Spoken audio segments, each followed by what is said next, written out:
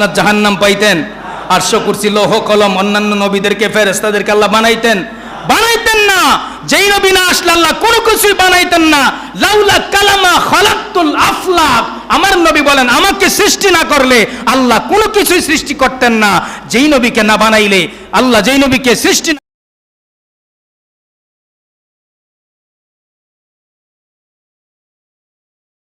من نوره فجعل ذلك نوره يداخل بالقدره حيث شاء الله تعالى ولم يكن في ذلك الوقت لوح ولا قلم ولا جنة ولا نار ولا ملك ولا سماء ولا أرض ولا شمس ولا قمر ولا جنس ولا إنس فلما رد الله تعالى يخلق خلق قسم ذلك نور أربعة أجزاء فخلق ذلك الأول قلم من الثاني। এইভাবে আল্লাহর হাবিব নূরের বর্ণনা দিচ্ছেন। এবার আল্লাহ রাব্বুল আলামিনের হাবিব বলেন, সর্বপ্রথম তোমার নবীজির নূরে মুহাম্মদী আমার আল্লাহ রাব্বুল আলামিন সৃষ্টি করেছেন। ওই নূরে মুহাম্মদী সৃষ্টি করার পর আমার আল্লাহ রাব্বুল আলামিন ওই নূরে মুহাম্মদী যখন সৃষ্টি করলেন, ওই নূরে মুহাম্মদীকে এমন ক্ষমতা দিলেন, এমন শক্তি দিলেন, ওই নূরে মুহাম্মদী যখন ইচ্ছা, যেখানে ইচ্ছা, যেটায় ইচ্ছা সেখানেই ওই নূরে মুহাম্মদী ভ্রমণ করত। সুবহানাল্লাহ। যখন ইচ্ছা, যেটাই ইচ্ছা, যেটা ইচ্ছা সেটাই যখন ইচ্ছা তখন ওই নূরে মুহাম্মদী তখন ভ্রমণ করত। তখন আমার আল্লাহ রাব্বুল আলামিন ওই নূরে মুহাম্মদী থেকে আল্লাহ রাব্বুল আলামিন নূরে মুহাম্মদী থেকে লৌহ কলম, জান্নাত জাহান্নাম, ফেরেশতা, আসমান জমিন, সূর্য, জিন, ইনসান যখন কোনো কিছুই ছিল না, যখন কোনো কিছুই সৃষ্টি করা হয় নাই, তখন আমার আল্লাহ রাব্বুল আলামিন দেখেন, এখানে রাসূল বলতেছেন তখন লৌহ এবং কলম, ওয়াল্লাতু লাউহুন ওয়ালা কালামুন ওয়ালা জান্নাতুন ওয়ালা নারুন ওয়ালা মালাকুন ওয়ালা সামাউন ওয়ালা আরদুন ওয়ালা শামসুন ওয়ালা কমারুন। এইভাবে আমার নবীজি এক একটার নাম বলতেছেন।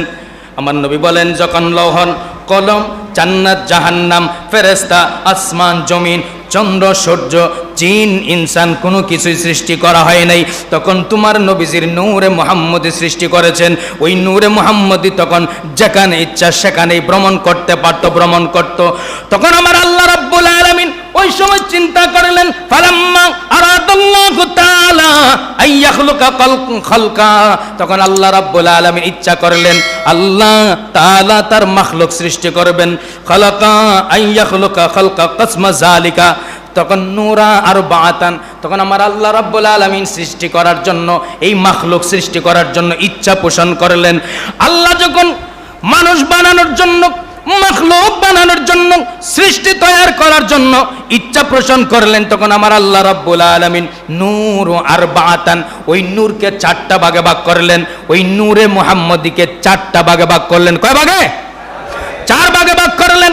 4 ভাগে ভাগ করার পরে প্রথম ভাগ থেকে আমার আল্লাহ কলম বানাইলেন। ভালো করে শোনেন, কারণ আমাদের দেশে আমাদের কিছু ভাই আছে, যদি আপনি জিজ্ঞাসা করেন হুজুর আল্লাহ সর্বপ্রথম কি বানাইছেন, বলবে আল্লাহ কলম বানাইছেন। কি বলবে? আল্লাহ কলম বানাইছেন। আর আমার নবী কয় যখন আসমান ছিল না, জমিন ছিল না, লৌহ ছিল না, কলম ছিল না, আরশ ছিল না, কুরসি ছিল না, তখন আমার আল্লাহ আমি নবীজির নূরে মুহাম্মদী সৃষ্টি করেছেন। আর আমি ওই সময় যেখানে ইচ্ছা, যখন ইচ্ছা তখন ভ্রমণ করতাম, সেটাই ভ্রমণ করতাম। ওই সময় আমার আল্লাহ মাখলুক সৃষ্টি করার ইচ্ছা করলেন, তখন আমার নূরটাকে, ওই নূরে মুহাম্মদীকে 4টা ভাগ করলেন। একটা ভাগ দিয়ে আমার আল্লাহ কলম বানাইলেন, একটা ভাগ দিয়া কলম বানাইলেন, 2 নম্বর ভাগ দিয়ে লৌহ বানাইলেন, 3 নম্বর ভাগ দিয়ে আমার আল্লাহ আরশ বানাইলেন। 3টা ভাগ যখন চলে গেল, 1 নম্বর কলম, 2 নম্বর লৌহ, 3 নম্বর আরশ, আল্লাহ যখন 3টা ভাগ দিয়ে 3টা জিনিস বানাইলেন, একটা ভাগ রয়ে গেল। ওই একটা 4র্থ নম্বর ভাগকে আমার আল্লাহ আবার পুনরায় 4টা ভাগে ভাগ করলেন। 4টা ভাগে ভাগ করার পরে আমার আল্লাহ ওই 4র্থ নম্বর নূরকে 4 ভাগে ভাগ করার পরে প্রথম ভাগ দিয়ে আমার আল্লাহ রাব্বুল আলামিন আরশ বহন করার জন্য ফেরেশতা বানাইলেন। আরশ বহন করার জন্য ফেরেশতা বানাইলেন।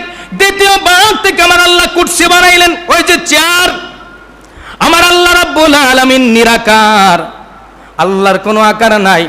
আল্লাহ বসার জন্য কুরসি বানাইলেন, কিন্তু আল্লাহর তো আকারে নাই।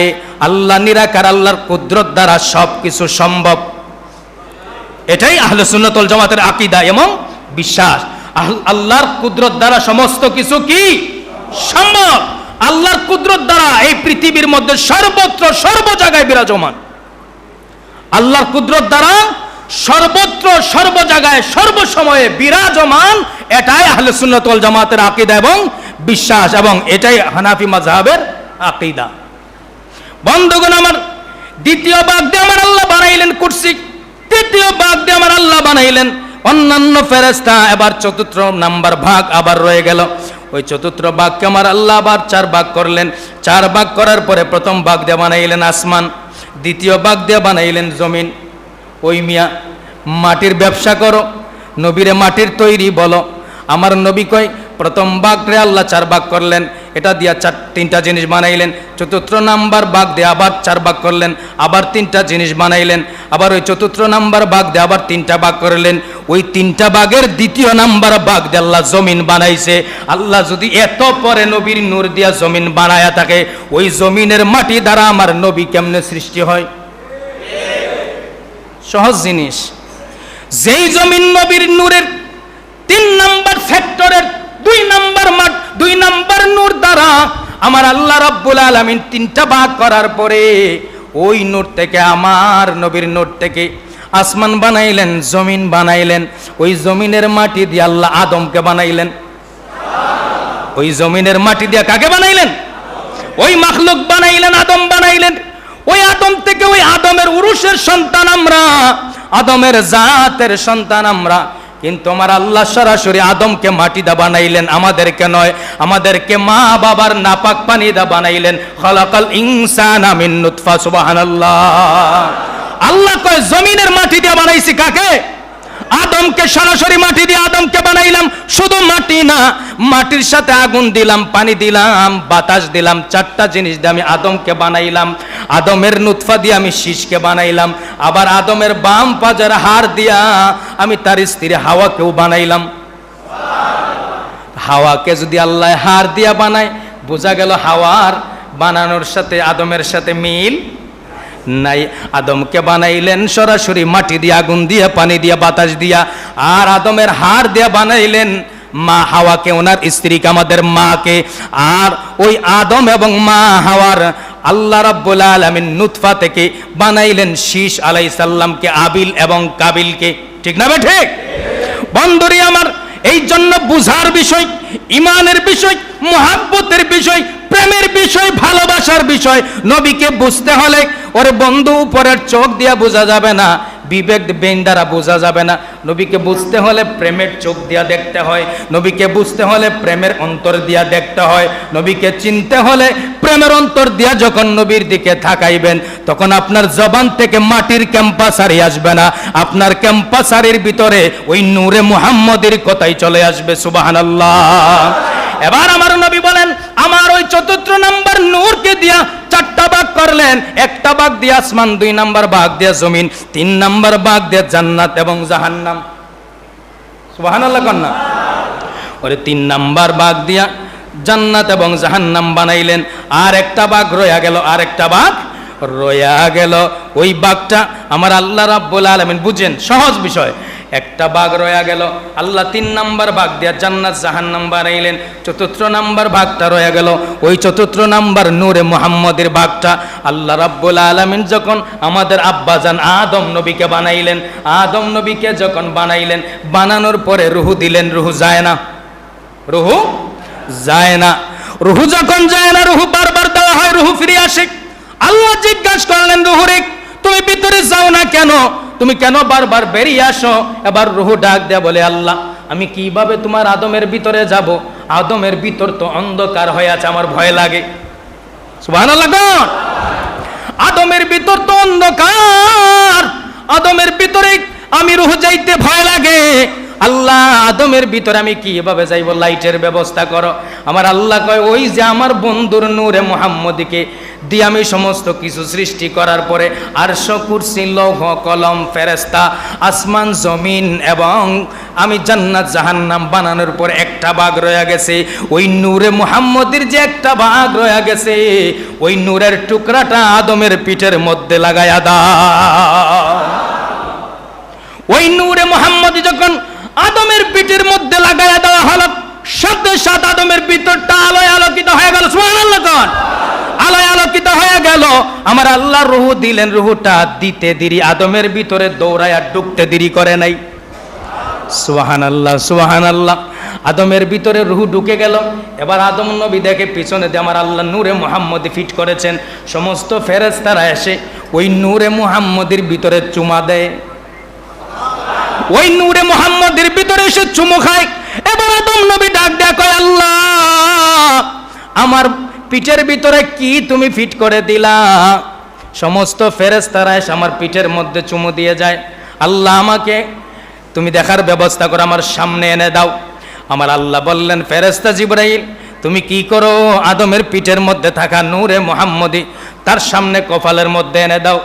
এবার জিবরাইল ওই নূরে মুহাম্মদী তার কপালের মধ্যে এনে দিলেন। আদম আলাইহিস সালামের কপালের ভিতরে আমার নবীর নূরে মুহাম্মদী যখন ফিট করে দিলেন, সমস্ত ফেরেশতারা এসে আদমের কপালের মধ্যে চুমু দিয়ে যায়। এবার আদমের কপালে যখন ফেরেশতারা চুমু দেয়, আদম নবী ডাক দেয় কয়, আল্লাহ আমার কপালে চুমু দেয়, আমার চোখে তো নূর দেখা যায় না। ও আল্লাহ, আল্লাহ গো আমার কপালের মধ্যে তুমি নূর ফিট করে দিয়েছো, আমি আদম তো দেখি না, আমার এবার দেখার ব্যবস্থা করে দাও। আল্লাহ বলেন, জিবরাইল ওই নূরে মুহাম্মদী আদমের কপাল থেকে সরায়া বৃদ্ধ আঙ্গুলের মধ্যে দিয়া দাও। ডান হাতের বৃদ্ধ আঙ্গুলের ভিতরে আমার নবীর নূরে মুহাম্মদী আদমের বৃদ্ধ আঙ্গুলের মধ্যে ফিট করে দাও, আমার আদম যেন দেখতে পায়। এবার আদম নবীর ডান হাতের বৃদ্ধ আঙ্গুলির নখের মধ্যে যখন ফিট করে দিলেন নূরে মুহাম্মদী, আদম নূরে মুহাম্মদীর দিকে তাকায় আলহামদুলিল্লাহ পড়ে নূরে মুহাম্মদীর মধ্যে একটা চুম্বন লাগায়া দিল। চুম্বন লাগায়া চৌকের মধ্যে মালিশ করে দিল। আমার আল্লাহ ডাক দেয়া কয়, আদম রে আমার বন্ধু হাবিবুল্লাহর নূরে মুহাম্মদী তোমার বৃদ্ধ আঙ্গুলের মধ্যে দেওয়ার কারণে তুমি আমার নবীর নূরে মুহাম্মদীকে ভালোবেসে আদবের সাথে সম্মান করে যখন আমার বন্ধুর নূরে মুহাম্মদীকে চুমা দিয়া তোমার চৌকের মধ্যে লাগায়া দিছো, আমি তোমার চৌকের জুতি এমন ভাবে বাড়ায়া দিব, তোমার চৌকের সমস্ত পর্দা খুলে দিলাম। এবং আদম নবী ডাক দেয়া কয়, আল্লাহ আমি যখন আপনার বন্ধুর নূরে মুহাম্মদী বৃদ্ধ আঙ্গুলে পাইয়া যখন চুমু দিলাম, চুমু দিয়া যখন চৌকের মধ্যে মালিশ করে দিলাম, আল্লাহ খোদার কসম লাগে, তোমার কসম লাগে, আমি আদম আগে যা দেখতাম এর চাইতে 1000 গুণ বেশি আমি আদম এখন দেখতে পাই। শুধু আমি এখন দেখতে পাই না, আল্লাহ তোমার আরশ দেখতাম না, কুরসি দেখতাম না, লৌহ দেখতাম না, কলম দেখতাম না। আল্লাহ যখন তোমার ওই বন্ধুর হাবিবুল্লাহর নূরে মুহাম্মদী আমি যখন চুমা খাইয়া চৌকের মধ্যে মালিশ করে দিলাম, আল্লাহ তোমার আরশ, কুরসি, লৌহ, কলম যা আছে সমস্ত কিছু আমি আদমের চৌকের সামনে পরিষ্কার হয়ে গেছে। রবিউল আউয়ালে তোমায় ডাকে সকলে, রবিউল আউয়ালে তোমায় ডাকে সকলে, তুমি ডাকো উম্মতিয়া, উম্মতের কান্ডারি হইয়া। বলেন না, তুমি ডাকো উম্মতিয়া, উম্মতের কান্ডারি হইয়া। রবিউল আউয়ালে তোমায় ডাকে সকলে, তুমি ডাকো উম্মতিয়া, উম্মতের কান্ডারি হইয়া। আগমনের সময় মতো তুমি ছিলে সিজদায় রত, আগমনের সময় মতো তুমি ছিলে সিজদায় রত, সকল সৃষ্টি তোমারই সিজদায়, জবান তোমার উম্মতি গায়, তুলনা কি তোমার সাথে, জাতি নূরের জ্যোতি লইয়া রবিউল আউয়ালে তোমায় ডাকে সকলে, তুমি ডাকো উম্মতিয়া, উম্মতের কান্ডারি হইয়া। মারহাবা বলেন। এই হাদিস অসংখ্য কিতাবের মধ্যে হাদিস খানা বর্ণিত হয়েছে। তো সবচেয়ে গুরুত্বপূর্ণ, যারা হাদিস মানতে চায় না, যারা এই হাদিস মানে না, তাদের বড় হুজুর আশরাফ আলী থানভী সাহেবের নসরত কিতাবের 13 নম্বর পৃষ্ঠার মধ্যে হাদিস খানা রয়েছে। এবং শুধু তাই না, দেওবন্দের ইদ্রিস কান্দলবি ওনার কিতাবের 1 নম্বর পৃষ্ঠার মধ্যে এই হাদিস খানা রয়েছে। সুতরাং এই হাদিস হযরত জাবের বর্ণনা করেছেন। এই হাদিস থেকে আমরা স্পষ্ট প্রমাণ পাইলাম, সর্বপ্রথম আমার আল্লাহ কি সৃষ্টি করেছেন? নবীর নূরে মুহাম্মদী কি সৃষ্টি করেছেন? নূরে মুহাম্মদী সৃষ্টি করেছেন। এই নূরে মুহাম্মদী এই মাহে রবিউল আউয়ালে, এই রবিউল নূরের চাঁদে আমার নবী ওই নূরে মুহাম্মদী হযরত আদম থেকে, ওই যে আদমের কপালে দিয়েছেন, আদম থেকে আস্তে আস্তে আস্তে আস্তে আস্তে আস্তে ঈসা নবী হয়ে আল্লাহ রাব্বুল আলামিন আমার নবীজির আব্বাজান খাজা আব্দুল্লাহর কপালের মধ্যে ওই নূরে মুহাম্মদীর ঠাঁই দিয়েছেন। ওই নূরে মুহাম্মদী খাজা আব্দুল্লাহর কপালের মধ্যে যখন ছিল, মক্কার নারীরা পাগল পারা ছিল আব্দুল্লাহকে বিয়ে করার জন্য। আব্দুল্লাহ যেদিকে যাইতো, মক্কার সুন্দরী রূপসী নারীরা আব্দুল্লাহর পিছনে পিছনে দৌড়াইতো, হাঁটতো। কেন? আব্দুল্লাহর নূরের চেহারাটা একবার দেখার জন্য। সুবহানাল্লাহ বলেন। আমার নবীর বাবা জানের চেহারা একবার দেখার জন্য, ওই খাজা আব্দুল্লাহকে বিয়ে করার জন্য। কিন্তু ভাগ্যের নির্মম পরিহাস, আমার নবীজির আম্মাজান আমেনা রাদিয়াল্লাহু তাআলা আনহার ভাগ্যে নসিব হয়ে গেল আমার নবীজির সাথে বিবাহ হলো। নবীর সাথে বিবাহ হওয়ার পরে বাসর রাতে আমার নবীজির আম্মাজান আমেনা বলেন, আমি যখন আমার খাজা আব্দুল্লাহর সাথে বাসর হবে, ওই বাসর রাত্রিতে যখন বাসর রাতে বাসর ঘরে গেলাম, খাজা আব্দুল্লাহর কপালের দিকে তাকাইলাম, তাকায় দেখলাম ওই নূরে মুহাম্মদী ঝলমল করতেছে, নূরে মুহাম্মদীর দিকে আলো বের হচ্ছে। আমি আমেনা আমার স্বামী খাজা আব্দুল্লাহর কপালে ওই নূরে মুহাম্মদের মধ্যে চুম্বন লাগাই দিলাম। চুম্বন দিতে দেরি আমি দেখলাম কে যেন আব্দুল্লাহর কপাল থেকে ওই নূরে মুহাম্মদী টান দিয়ে এনে আমি মা আমেনার জবানের ভিতর দিয়ে আমার গর্ভের মধ্যে পাঠিয়ে দিল। ওই গর্ভে থেকে ওই নূরে মুহাম্মদী আমার নূরের নবী 12 রবিউল আউয়াল শুবে সাদিক সোমবারে এই জমিনের মধ্যে আগমন করেছেন। এই আগমন আমার নবীজি যেই 12 তারিখ সোমবার শুবে সাদিকে আগমন করেছেন, ওই আগমনের নাম হলো মিলাদুন নবী। ওই 12 তারিখে আগমনের নাম কি? মিলাদুন নবী। মিলাদুন নবী, নবীজির আগমনে আমরা খুশি না বেজার? সবাই বলতে হবে খুশি না বেজার? নবী না আসলে আসমান আসতো? জমিন আসতো? মা বাবা পাইতেন?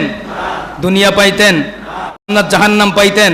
আরশ কুরসি লৌহ কলম অন্যান্য নবীদেরকে ফেরেশতাদেরকে আল্লাহ বানাইতেন? বানাইতেন না। যেই নবী না আসলে আল্লাহ কোনো কিছুই বানাইতেন না। লাউলা কালামা খালাকতুল আফলাক, আমার নবী বলেন আমাকে সৃষ্টি না করলে আল্লাহ কোনো কিছুই সৃষ্টি করতেন না। যেই নবীকে না বানাইলে আল্লাহ, যেই নবীকে সৃষ্টি না করলে কোনো কিছুই সৃষ্টি করতেন না।